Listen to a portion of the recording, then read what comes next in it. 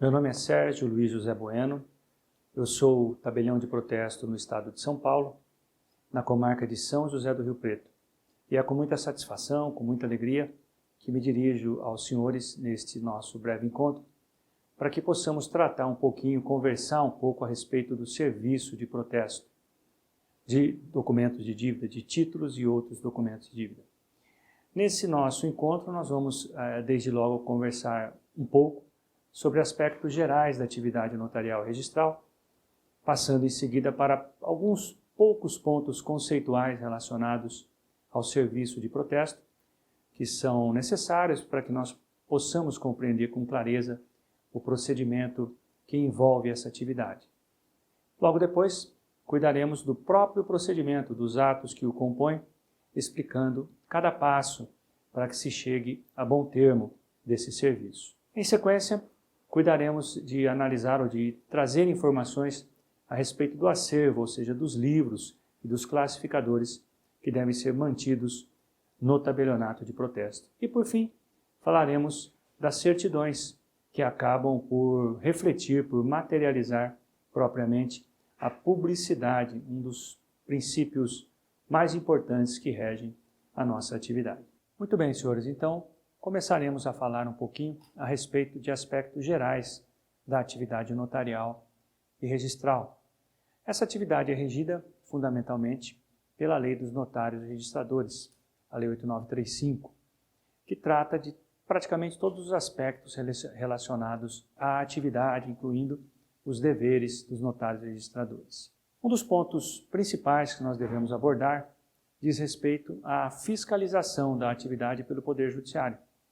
Fiscalização que se dá através da atividade correcional, realizada pelas Corregedorias Gerais da Justiça e pelos juízes corregedores permanentes, que são aqueles magistrados que recebem essa atribuição conforme as leis de organização judiciária de cada unidade da federação. Essa atividade correcional, essa fiscalização é muito importante. É muito importante não apenas porque possibilita ao Poder Judiciário que verifique a correção dos procedimentos adotados, como também dá ao próprio notário registrador uma segurança no desempenho de sua função, na medida em que pode obter, através dessa atividade, orientações sobre como proceder. Essa atividade correcional é feita anualmente, normalmente é feita anualmente, pelos juízes corregedores permanentes das comarcas. Pelo menos uma vez por ano, os cartórios são visitados pelos juízes, que fazem então uma verificação completa no procedimento adotado, nos livros, nos classificadores, enfim, na forma pela qual está se desenvolvendo o serviço, está sendo prestado o serviço. Essa atividade não exclui, naturalmente, a fiscalização pela própria Corregedoria Geral da Justiça, que pode também realizar visitas ou correições, sejam ordinárias ou extraordinárias. Fato é que nessas visitas, normalmente são vistados os livros, os classificadores, e é verificado o procedimento adotado, se está ou não está em conformidade com a lei e com as normas regulamentares em vigor. Um outro ponto muito importante relacionado à atividade notarial e registral diz respeito à cobrança de emolumentos. Afinal de contas, os notários e registradores são remunerados por meio de emolumentos pagos pelos usuários.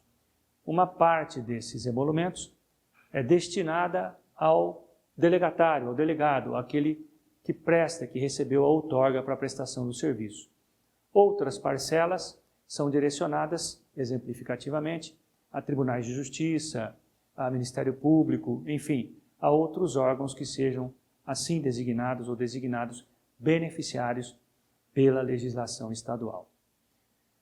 Conforme a lei federal, conforme a legislação federal, é obrigatório que se mantenha no tabelionato em local visível uma tabela de emolumentos, onde consta o valor cobrado por cada ato praticado. E a cobrança realizada deve respeitar rigorosamente o que consta na tabela. ficando afixada à tabela, é possível que o público confira se o valor cobrado está realmente em conformidade com a mesma. Outro aspecto muito importante da atividade notarial registral diz respeito ao atendimento ao público. Como nós sabemos, nos termos da Constituição Federal, o serviço notarial registral é um serviço público, ainda que seja prestado em caráter privado. E como todo serviço público, deve ser bem prestado. O atendimento deve sempre visar a excelência possível. Para tanto, os notários e os registradores têm autonomia para a aquisição de material, contratação de prepostos, e essa autonomia, naturalmente, deve estar sempre voltada ao bom atendimento. Isso é uma imposição a notários e registradores que devem disponibilizar ao público um atendimento mínimo de 6 horas diárias. Outra observação importante é que deve existir em todo o serviço notarial e registral, incluído naturalmente os tabelionatos de protesto, um setor ou um caixa ou um guichê destinado ao atendimento preferencial àquelas pessoas que, por lei, devem receber esse atendimento. Esse guichê, esse atendimento, corresponde, via de regra, às necessidades daquela pessoa quando se encontra diante do prestador de serviço, no caso do tabelião ou do notário, dentro da busca do serviço de qualidade e dentro da necessidade de atendimento especial. Àqueles que têm necessidades especiais, é necessário ainda que se observe, inclusive, medidas que são apropriadas para que a pessoa seja atendida com toda a dignidade.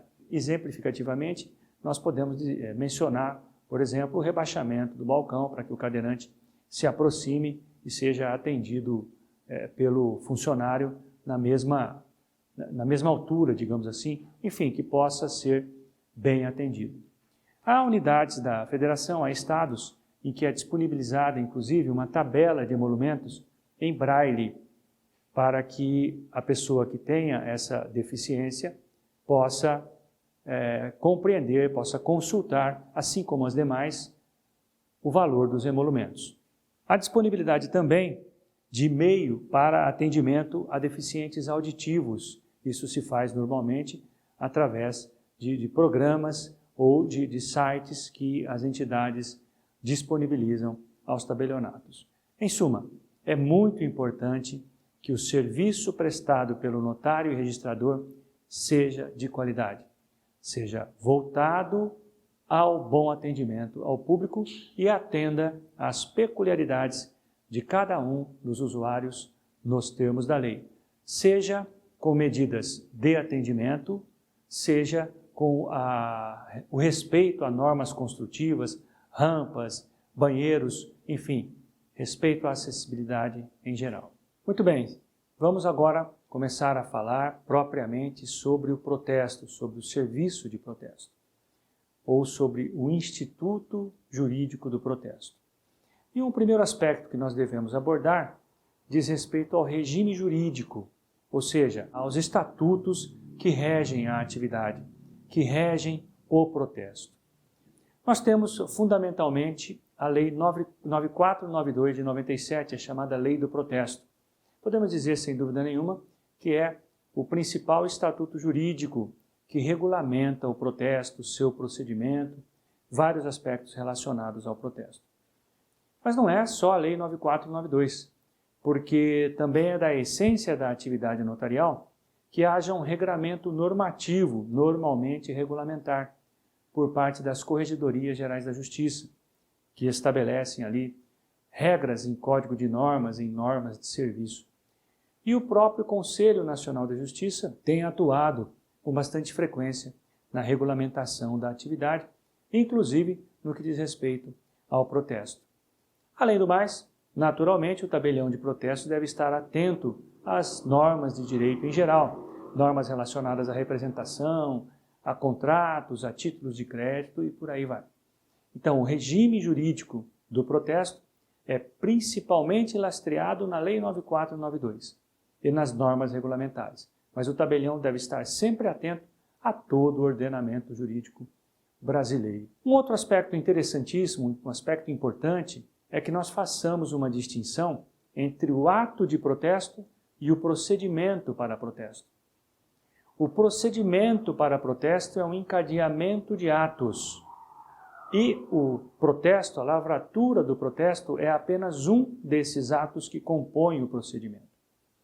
O ato de protesto consiste na lavratura e no registro do protesto. Aliás, a lavratura e o registro ocorrem no mesmo livro, chamado Livro de Registro de Protesto ou Livro de Protesto simplesmente. Já o procedimento nem sempre termina em protesto. Aliás, na maioria das vezes, inicia-se o procedimento para protesto que acaba resultando em pagamento e não em protesto. Daí a necessidade de que nós façamos também uma distinção entre a função do ato de protesto e a finalidade do procedimento para protesto.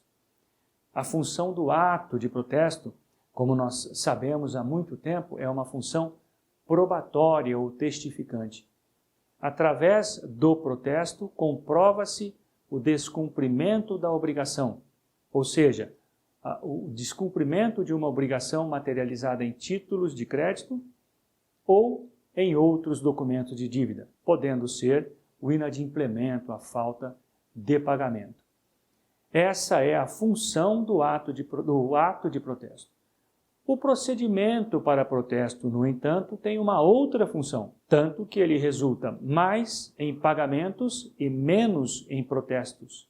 A finalidade do procedimento para protesto hoje é recuperação de crédito. Quem apresenta um título a protesto normalmente não deseja comprovar o inadimplemento. Deseja, sim, obter a satisfação da obrigação. E essa satisfação, conforme estatisticamente se demonstra, tem surgido em níveis elevados. Portanto, é importante que nós façamos essa distinção entre a função do ato de protesto e a finalidade do procedimento para protesto. Dentro dessa finalidade do procedimento para protesto, ou seja, da recuperação de crédito, através de um ato oficial prestado por alguém que recebeu delegação do poder público, com segurança, com celeridade, é possível que nós venhamos a dizer que, além de tudo isso, a finalidade do procedimento para protesto está atrelada, além da satisfação de crédito, ao desafogo do Poder Judiciário, pois as obrigações que são satisfeitas no tabelionato acabam não chegando ao Judiciário. E se satisfeitas não fossem, poderiam resultar aí em mais um processo, lotar ou abarrotar o já tão assoberbado Poder Judiciário. Mas muito bem, fizemos a distinção entre o procedimento e o ato. Falando agora do ato, quais são os efeitos do ato, do protesto lavrado e registrado? O primeiro efeito do protesto, talvez dos mais importantes, é a publicidade. Após a lavratura do protesto, qualquer pessoa que requeira uma certidão vai tomar conhecimento de que aquele devedor teve uma dívida protestada. E isso é importante porque qualquer pessoa que com outro vá se relacionar comercialmente, por exemplo, deve ser dado o direito de conhecer a situação creditícia daquele com quem ele está se relacionando. No caso do protesto, essa publicidade fica ainda mais ampliada, porque sempre que é lavrado um protesto, esse protesto é comunicado por meio de uma certidão aos órgãos de proteção ao crédito, como o Serasa, por exemplo, que tem uma abrangência nacional. Portanto, um protesto lavrado em São Paulo acaba sendo do conhecimento de terceiro na Bahia, através da consulta às bases de dados do Serasa ou mesmo às bases de dados mantidas pelos próprios tabeliães de protesto, que disponibilizam gratuitamente essa informação ao usuário a respeito da existência ou não de protesto. Mas um outro efeito do protesto é a interrupção da prescrição, um efeito também importante, uma vez que a apresentação, a lavratura do protesto, nos termos do Código Civil, interrompe a prescrição. A pretensão poderá ser deduzida, ainda que esteja por quase terminando o prazo, com a interrupção, vamos dizer assim, é possível que se apresente no momento futuro, que se promova a ação no momento futuro, que se deduza a pretensão no momento futuro, exatamente porque a prescrição foi interrompida pelo protesto. Nós temos também os efeitos cambiais, ou seja, nos casos de títulos de crédito, a possibilidade de que o credor se volte contra um co-obrigado, um endossante e etc. Nos casos de títulos como a duplicata sem aceite, o protesto é necessário para que se possa ajuizar a execução. Então, também temos vários efeitos cambiais importantes. A mora. O protesto comprova a mora, ou seja, o descumprimento da obrigação. Além disso, também fixa o termo legal da falência. E nós sabemos que o protesto é necessário para comprovar a impontualidade, a fim de permitir que se ajuize o requerimento da quebra. Bom, vistos os efeitos do ato de protesto, vamos pensar um pouquinho na abrangência do protesto. Hoje, que é o objeto, ou qual é o objeto do protesto? Que documentos podem ser apresentados a protesto? Antes da edição da Lei 9492, apenas os títulos de crédito poderiam ser apresentados a protesto. Protesto comum, ou seja, aquele protesto em que não se almeja o requerimento da falência. Duplicata, letra de câmbio, nota promissória, cédulas, contrato de câmbio.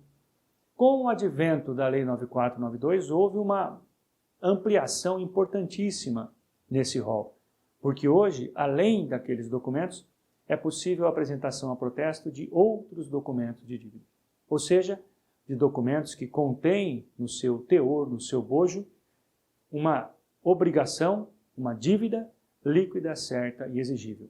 Assim, é possível o protesto comum hoje, por exemplo, do contrato de locação, de encargos condominiais e da própria sentença, que com a última reforma do Código de Processo Civil foi alçada a meio de cumprimento de sentença, um meio extrajudicial e alternativo de cumprimento de sentença. Então, hoje nós temos uma abrangência muito maior do objeto do protesto. E quais são os motivos do protesto? Por que é que se apresenta protesto? Os motivos do protesto são a falta de pagamento, isso tanto para títulos quanto para documentos de dívida, ou seja, é possível que se apresente um documento a protesto porque não houve o pagamento. Mas nós temos ainda outros motivos, esses outros motivos aos quais eu vou me referir, relacionados aos títulos em que há aceite, que são a letra de câmbio e a duplicata. Em relação a esses títulos, é possível que haja o protesto por falta de aceite ou por falta de devolução. Quando o devedor ou o sacado se recusa a lançar o seu aceite, apresenta-se a protesto por falta de aceite.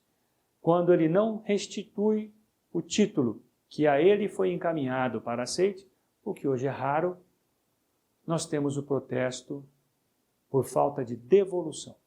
Então, nós temos os motivos do protesto: falta de pagamento, falta de aceite e falta de devolução. Tipos do protesto. Nós temos basicamente dois tipos de protesto. O protesto especial, que também é chamado protesto para fins falimentares, ou seja, é o protesto que tem por fim o preenchimento de pressupostos necessários ao requerimento da falência. É aquele protesto em que se busca demonstrar a impontualidade do devedor. O protesto especial para fins falimentares, que tem algumas peculiaridades. Por exemplo, no tocante ao lugar do protesto. Quando se trata de protesto para fins falimentares, a apresentação deve ocorrer no domicílio do principal estabelecimento do devedor e não na praça de pagamento, como acontece normalmente. Além disso, é necessário que se identifique a pessoa que recebeu a intimação. Mas, ao lado do protesto especial, ou do protesto para fins falimentares, nós temos o protesto comum. Como é que nós chegamos ao protesto comum? Como é que nós vamos dizer o que é protesto comum? Vamos dizer simplesmente que é comum o protesto que não é especial, ou seja, aquele em que não se almeja, como nós dissemos, a falência. São essas, senhores, algumas colocações a respeito de poucos aspectos, digamos, de natureza conceitual relacionados ao protesto. E nós iniciaremos agora a fala, nós começaremos agora a cuidar do procedimento para protesto.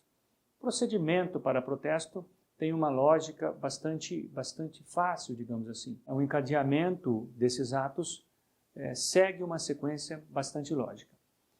Começa o procedimento para protesto com a apresentação do título ou documento de dívida pelo credor ou pelo endossatário de endosso-mandato, normalmente. Feita a apresentação, essa apresentação, é feita no serviço de distribuição de títulos onde houver mais de um tabelião. Onde houver apenas um, ela é feita diretamente ao tabelião. Se for necessária a distribuição, ela é realizada nos termos em que nós vamos verificar daqui a pouco, e o tabelião que recebeu aquela distribuição, aquela atribuição, recebe o título ou documento e realiza sua protocolização. Feita a protocolização, então, passa-se a qualificação, a verificação, ao exame dos títulos. Se a qualificação for negativa, o título ou documento é devolvido ao apresentante. Se ela for positiva, segue-se a intimação. É preciso ressaltar que o prazo, o chamado tríduo legal, dentro do qual deve ocorrer o protesto, ou o pagamento, ou a desistência, ou os outros atos dos quais nós vamos falar, começa a contar da data da protocolização e não da data da intimação, segundo a lei. Esse prazo de 3 dias úteis, então, conta da data da protocolização, excluído o dia do começo. Mas muito bem, após a intimação e dentro do tríduo, nós podemos ter algumas possibilidades. Às vezes, nem se chega à intimação e já ocorre uma dessas situações. Mas quais são as possibilidades? É possível que haja o pagamento, é possível que haja a desistência do protesto, é possível que haja a sustação do protesto. Não ocorrendo nenhuma dessas 3 hipóteses, então, o protesto é lavrado. E depois da lavratura do protesto, o que acontece? Nós podemos ter o cancelamento do protesto, na forma que nós também vamos examinar dentro em breve, ou nós podemos ter a suspensão dos efeitos do protesto. Essa é uma síntese do procedimento para protesto, a respeito do qual nós vamos falar agora um pouco mais detalhadamente. Como nós dissemos, então, o procedimento para protesto tem como primeiro ato a apresentação, que é um ato da parte. A parte, com o documento ou com o título, comparece ao serviço de distribuição, onde há mais de um tabelionato, ou ao próprio tabelionato, onde há apenas um, e apresenta aquele documento a protesto. Com essa apresentação, então, tem início o procedimento para protesto. Essa apresentação é feita normalmente com o preenchimento de um formulário de apresentação, onde são anotados os dados do título ou do documento e os dados das partes, do credor, do apresentante, do devedor. Excepcionalmente, existe a possibilidade da apresentação, que eu chamaria de apresentação anômala, que é aquela realizada pelo próprio juiz, ou seja, ocorre quando o juiz encaminha ele próprio a decisão judicial a protesto. E isso pode acontecer, por exemplo, no caso de sentença ou decisão proferida em processo de alimentos. É dispensado o preenchimento do formulário de apresentação. E o procedimento para protesto tem andamento normal, mesmo assim. Muito bem, feita a apresentação, se for o caso, realiza-se a distribuição, observados os critérios de quantidade e de qualidade, encaminhando-se o título ou o documento ao tabelião que recebeu aquela distribuição. De posse daquele título ou daquele documento, o primeiro ato que o tabelião realiza é a protocolização, ou seja, é o lançamento do documento, dos dados do documento, dos dados das partes, no chamado livro do protocolo. Esse livro do protocolo, com o tempo, ele vai sendo completado, onde se anota o desfecho que recebeu aquele título ou documento. Se ele foi protestado, se ele foi pago, se ele foi devolvido por irregularidade, se houve a desistência do protesto. Ele é escriturado diariamente. Então, em todos os dias ocorre o encerramento do protocolo, com a data em que se deu o encerramento. Esse é o livro do protocolo, a chamada protocolização. É importante ressaltar hoje que sempre que um título ou documento ingressa no tabelionato, esse título ou esse documento pelo menos na imensa maioria dos tabelionatos, que devem estar informatizados, tem as suas imagens, todos os documentos têm as suas imagens gravadas, por alguma forma. Pode ser por microfilmagem ou por digitalização, né? Então a digitalização, creio eu, que seja hoje, em termos de protesto, a forma mais usual. Com isso, os classificadores e os próprios livros acabam deixando de existir em meio material e passam a existir como documentos digitalizados. Isso facilita muito, inclusive, o backup, que é imposição legal por norma administrativa, até uma segurança absolutamente necessária para que os dados não sejam, para que o acervo não se perca em caso de algum sinistro. Muito bem, então, tivemos a apresentação, a distribuição, a protocolização. Logo depois da protocolização é realizada a qualificação. Qualificação é o exame detido do título pelo tabelião ou por seu preposto, onde ele faz um cotejo entre o documento, os dados das partes e a lei. Ou seja, ele verifica se estão presentes os requisitos formais daquele documento. Mais que isso, ele ainda observa se foram atendidos aos chamados requisitos procedimentais, porque existem algumas normas administrativas que estabelecem requisitos outros para que tenha seguimento o procedimento para protesto, né? Então essa é a qualificação que eu costumo chamar de a alma do protesto. É o ponto principal do procedimento para protesto. Caso essa qualificação seja negativa, porque o documento contém algum vício formal ou porque existe algum vício procedimental, é ele devolvido ao apresentante, com uma nota de devolução.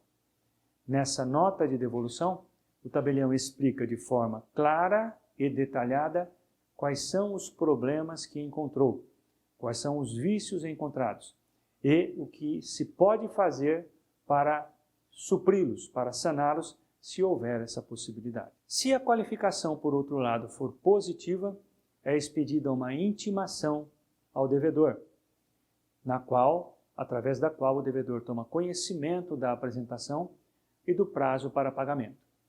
Essa intimação pode ser expedida para o endereço que foi fornecido pelo apresentante ou ainda para outro endereço que o tabelião, em diligência, localize. Caso o devedor não seja encontrado, a intimação é realizada por meio de edital, que é publicado na imprensa oficial em alguns estados, em órgão mantido pelos institutos de protesto, e, além dessa publicação, ele é também afixado no tabelionato. A intimação, portanto, lembrando, não é o marco inicial do lapso ou do trido legal. O que se deve observar a respeito disso é que, se a intimação ocorrer no último dia do prazo ou depois dele, deve-se observar ao menos o decurso de um dia útil completo para que se possa lavrar o protesto. Afinal de contas, é necessário que o devedor tenha pelo menos esse prazo para realizar o pagamento, caso assim o deseje. Muito bem, como nós dissemos, durante o trido legal, que conta da protocolização, nós podemos ter algumas possibilidades. Alguns dos atos do procedimento podem ocorrer alternativamente. O primeiro deles é o pagamento. É possível que dentro dos 3 dias úteis previstos pela lei, o devedor ou algum interessado, compareça ao tabelionato e realize o pagamento. Feito o pagamento, é entregue a quem o realizou o próprio título, se for o caso, ou uma quitação em separada, quando não for possível a entrega do próprio documento, como acontece, por exemplo, no caso de contratos ou de documentos em que há parcelas vincendas. Alternativamente, o pagamento pode ser realizado por outras formas, dependendo das normas de cada estado. Por exemplo, é possível que se realize no estado de São Paulo o pagamento através de boleto bancário, sem a necessidade de que se compareça ao balcão do tabelionato. Muito bem, feito o pagamento, encerra-se o procedimento para protesto. Uma outra situação que pode ocorrer é aquela em que o apresentante, por qualquer razão, desiste do protesto. Ele não deseja mais o protesto. Imaginemos que o devedor o procurou logo depois da apresentação e pagou a dívida.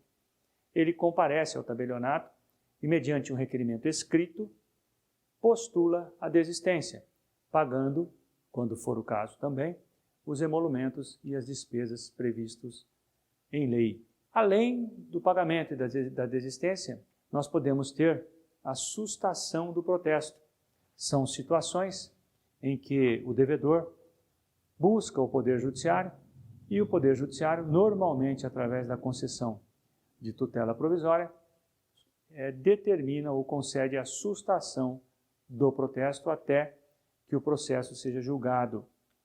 Alguém, o devedor, postula a declaração de inexigibilidade, por exemplo, da dívida e, a fim de que não venha a sofrer os efeitos do ato de protesto, requer a concessão de tutela provisória para que seja o protesto sustado. Isso se dá antes da sua lavratura. O tabelião, recebendo a ordem de sustação, pega o título juntamente com a ordem e arquiva tudo em um expediente, permanecendo então no aguardo da solução daquele processo, de uma nova ordem do juiz a respeito do que aconteceu com aquele processo. Nenhum outro ato pode ser praticado sem ordem do juiz. Após o julgamento, nós podemos ter a decisão do juiz que torna definitiva a sustação do protesto, ou a decisão do juiz que revoga a sustação e então o protesto será lavrado. Não ocorrendo no trido legal nem o pagamento, nem a desistência e nem a sustação, o protesto é lavrado e registrado. Como eu disse há pouco, essa é a situação que ocorre hoje com menor frequência. O pagamento é que se sobressai, que se apresenta em maior número durante o procedimento ao final do trido legal. Lavrado o protesto, então nós temos algumas ocorrências futuras. A primeira delas é o cancelamento do protesto. É possível que algum interessado compareça ao tabelionato e requeira o cancelamento do protesto. Para tanto, ele pode apresentar o próprio título protestado ou uma declaração de anuência fornecida pelo apresentante ou pelo credor, onde o mesmo concorda com o cancelamento. Esse é o cancelamento requerido diretamente ao tabelionato. Também é possível o cancelamento do protesto por ordem judicial. Em um processo judicial, se entende que não é cabível, não seria cabível o protesto, e se determina o seu cancelamento. Até mesmo por ordem do corregedor permanente, quando há algum vício no procedimento para protesto, é possível a determinação do cancelamento do protesto. Quando o cancelamento é determinado ou decorre de ordem judicial, basta, às vezes, que o interessado apresente ao tabelionato uma certidão em que se mencione a extinção do processo, por exemplo. Muito bem, além do cancelamento do protesto, após a lavratura e o registro, nós podemos ter um outro evento, que é a chamada suspensão dos efeitos do protesto. Por ordem judicial, determina-se ao tabelião que suspenda os efeitos do protesto, ou que cumpra a ordem de suspensão dos efeitos, afastando esses efeitos, principalmente o da publicidade. Em razão disso, as certidões, por exemplo, sairão negativas. O nome do devedor será retirado até o julgamento final do processo dos órgãos de proteção ao crédito. Isso acontece normalmente quando, após a lavratura, o devedor se dá conta de que o protesto não era possível ou era descabido. Então, postula ali também a concessão de tutela provisória para que até o julgamento final os efeitos do ato fiquem suspensos. Ao final, o juiz pode tomar duas posições. Uma é determinar o cancelamento do protesto e outra é revogar a ordem de sustação, restabelecendo os efeitos normais do protesto. Uma outra medida que pode ocorrer após a lavratura do protesto é a sua retificação por erro material. Imaginemos que, ao lavrar o protesto, o tabelião se equivocou em relação a um dos dados que constavam do título e depois retifica de ofício ou a requerimento da parte o termo de protesto para corrigir esse defeito. Agora, senhores, vamos falar um pouco a respeito do acervo do tabelionato de protesto.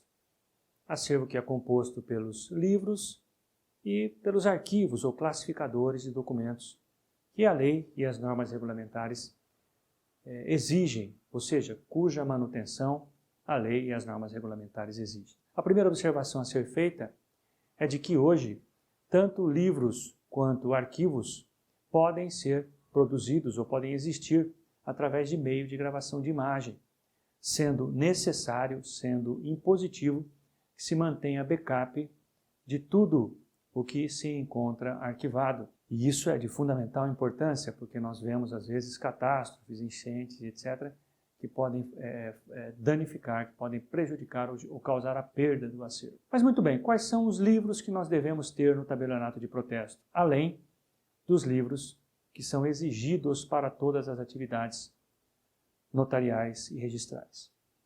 No tabelionato de protesto nós temos basicamente 2 livros. São o livro do protocolo e o livro de registro de protesto, também chamado de livro de protesto. Falemos um pouco do livro de protocolo. Como nós antecipamos há pouco, um dos atos praticados durante o procedimento para protesto é a protocolização. E a protocolização nada mais é do que o lançamento no livro do protocolo dos dados do título ou documento que ingressou no tabelionato, além dos dados das partes, conforme disciplina a Lei 9492, de 97, ou como ditam as normas regulamentares. Esse livro normalmente é confeccionado em forma de colunas, se informa um número de protocolo e são informados exemplificativamente o tipo de protesto, o motivo do protesto, o valor devido. Uma última coluna normalmente fica em branco até que se encerre o procedimento e nela serão anotados aqueles atos aos quais nós nos reportamos há pouco: devolução por irregularidade, o pagamento, a desistência, enfim, as ocorrências havidas no procedimento para protesto. É importante que esse livro seja encerrado diariamente pelo tabelião e que ele contemple todos os títulos e documentos que ingressaram no tabelionato. É o primeiro ato que deve ser praticado ao receber o documento pelo tabelião, a escrituração no livro do protocolo ou a protocolização, que alguns denominam apontamento. O outro livro é o livro de protesto, no qual é lavrado e registrado o protesto. Ele é composto por termos de protesto, que devem conter os requisitos mencionados na Lei 9492, além daqueles outros, é claro, impostos por normas regulamentares. Esses termos de protesto mencionam dados do título, dados do devedor e os dados do protesto, além de outras observações como a forma de intimação, como documentos apresentados e etc. Do termo de protesto é extraído um instrumento de protesto que será entregue à parte, juntamente com o título protestado. O livro de protesto tem um índice. Na verdade, nós não temos 2 livros, o livro de protesto e o índice. O índice é o índice do livro de protesto, ou seja, é a forma pela qual se possibilita que sejam localizados os protestos no livro de protesto. Hoje em dia, os índices normalmente são informatizados. Você digita ali o número do CPF ou do CNPJ e já aparece todos os protestos existentes, com o número do livro, o número da folha e etc. São esses os livros. Classificadores: comprovantes de entrega de intimação, expedientes de cancelamento, enfim, todos aqueles elencados pela lei do protesto e pelas normas regulamentares. Muito bem, falando do acervo, falamos um pouquinho do acervo e agora vamos falar a respeito das certidões. As certidões são extraídas, as certidões são requeridas por qualquer interessado e são fornecidas pelo tabelião de protesto com a menção aos protestos existentes e não cancelados. Também existe a possibilidade da certidão em forma de relação, que é encaminhada aos órgãos de proteção ao crédito, e na qual são mencionados todos os protestos lavrados em determinado dia e todos os cancelamentos averbados em determinado dia. É com essas certidões que são alimentadas as bases de dados ou os bancos de dados desses órgãos de proteção ao crédito, aos quais eu me referi durante a nossa fala, durante esse nosso encontro. É preciso esclarecer também que vários dos atos e dos serviços aos quais eu me referi durante esse nosso encontro podem ser postulados pelos interessados ou pelas partes por meio da internet, através da SEMPROT, disponibilizada pelos Institutos de Estudos de Protesto. Dessa maneira, é possível que se realize a apresentação a protesto através das CRAs, ou Centrais de Remessa de Arquivo, requerimentos de certidão, de cancelamentos e outros atos. Senhores, com essa colocação, nós finalizamos a breve exposição que nós tínhamos a fazer a respeito do serviço de protesto e falamos um pouquinho de alguns aspectos relacionados à atividade notarial e registral como um todo, alguns poucos aspectos conceituais do protesto, do procedimento para protesto, do serviço para protesto, e falamos do procedimento em si, para em seguida tratarmos do acervo e das certidões. Com isso, eu finalizo esse nosso encontro e reitero o meu prazer, a minha satisfação em ter falado com os senhores a respeito do Instituto do Protesto, agradecendo muito pela atenção que me foi dispensada.